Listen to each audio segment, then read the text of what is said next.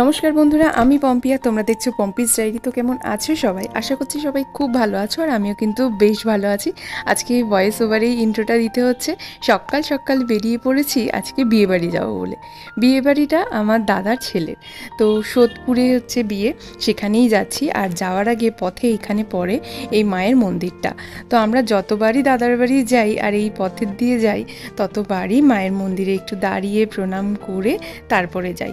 আসলে মন্দিরটা সবসময় খোলা থাকে না, যার জন্য পুজোটা দিয়ে হয়ে ওঠা হয় না। তাই আজকে দেখো মায়ের মন্দিরটা খোলা রয়েছে দেখে চলে এলাম মায়ের কাছে একটু দেখা করতে। তো কালকে রাত্রে যেহেতু দেওরের বিয়ের থেকে ফিরেছি, সকাল সকাল উঠে ভিডিও করে মানে সব কিছু রেডি করতে পারিনি, যার জন্য পুরোটাই আজকে ভয়েস ওভারেই হবে, আর পুরো ভিডিওটাই আজকে এইভাবেই দেখতে হবে। তো সকালবেলায় আমরা বেরিয়ে গেছিলাম ওই প্রায় 8টা সাড়ে 8টা নাগাদ।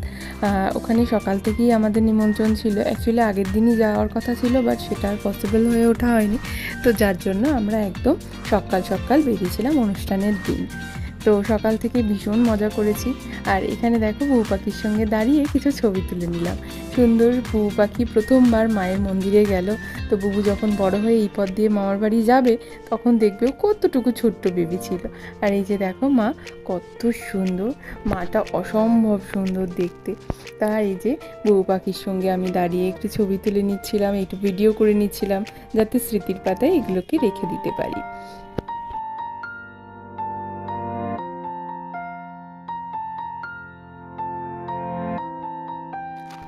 ফাইনালি দাদার বাড়ি পৌঁছে গেছিলাম। এই যে অ্যাকোরিয়ামটা এত সুন্দর করে সাজানো, বেশ ভালো দেখাচ্ছিল।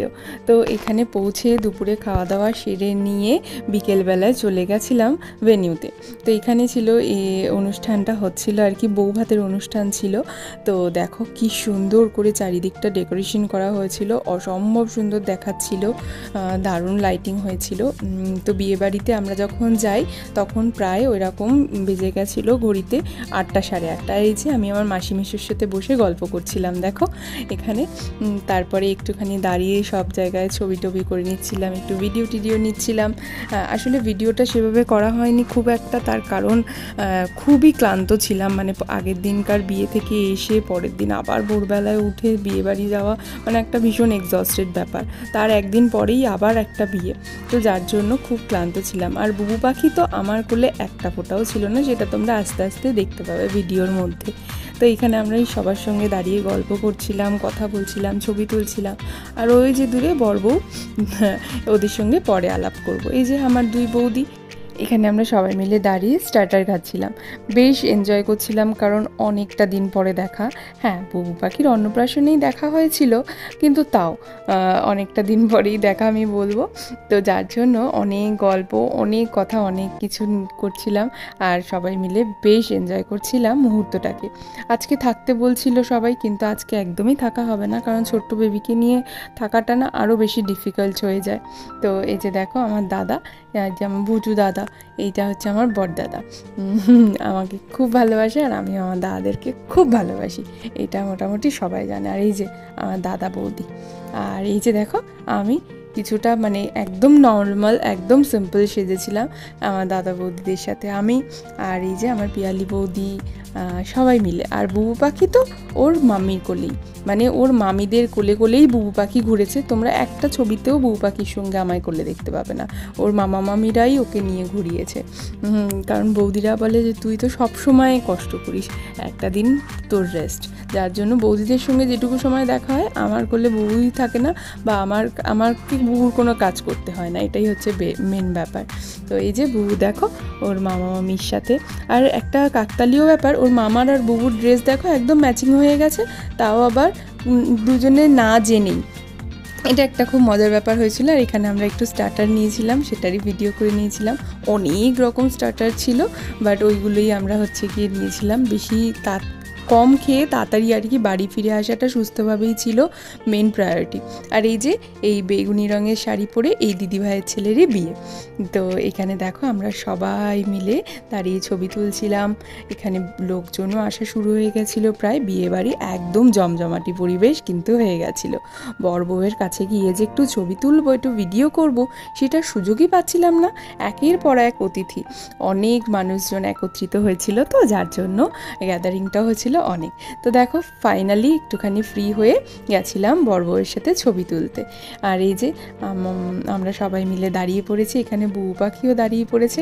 দেখো আমরা সবাই মিলে একটু ভিডিও করে নিচ্ছিলাম, ছবি তুলে নিচ্ছিলাম। এই ছবিগুলো ভিডিওগুলোই তো থাকবে স্মৃতি, তাই না বলো? মুহূর্তগুলো তো চলে গেছে কবেই, কিন্তু এই যে স্মৃতিগুলো থাকবে এগুলোই আসল। আর এই যে দেখো আমার বাবাইদা আর পিয়ালি বৌদি, ওরা আসতে একটু লেট হয়েছিল, তারপরে ওরা আসতেই ওদের সঙ্গেও করে নিলাম ছবি ভিডিও। তো এই আর কি, এখানে সবাই আমরা মিলে বসে খুব মজা করছিলাম, খুব এনজয় করছিলাম। আর কিছুক্ষণ পরেই আমি চলে যাব, যার জন্য লাস্ট একটুখানি ভিডিও টিডিও সবার সাথে করে নিচ্ছিলাম, কারণ এরপরে খেতে চলে যাব, আর খেয়ে এসেই চলে যাব বাড়ি, কারণ তখন হয়ে গেছিলো রাত্রে প্রায় 9:30 10টা হয়তো। আর এই যে দেখো বুবু পাখি ওর মামির কোলে ঘুমাচ্ছিল। আমার বড় বৌদি আমাকে একটা বারের জন্য বুবুকে নিতে দেয়নি, বলছে তুই রেস্ট নে, তুই আবার বাড়ি গিয়ে সব করবি। তো এই যে দেখো ফাইনালি চলে এসেছি খাওয়ার জায়গায়। আর এখানে বুফে হয়েছিল, তো বুফেতে অনেক রকম আইটেম ছিল, আর পুরো ক্যাটারিংয়ের দায়িত্বটাই ছিল আমার দাদার ওপর। তো যার জন্য একদম দেখো খুব সুন্দর করে সাজানো গোছানো, খুব সুন্দর করে খাওয়া দাওয়ার ব্যবস্থা হয়েছিল। প্রত্যেকটা আইটেম তোমাদেরকে আমি একটু বলে দিই।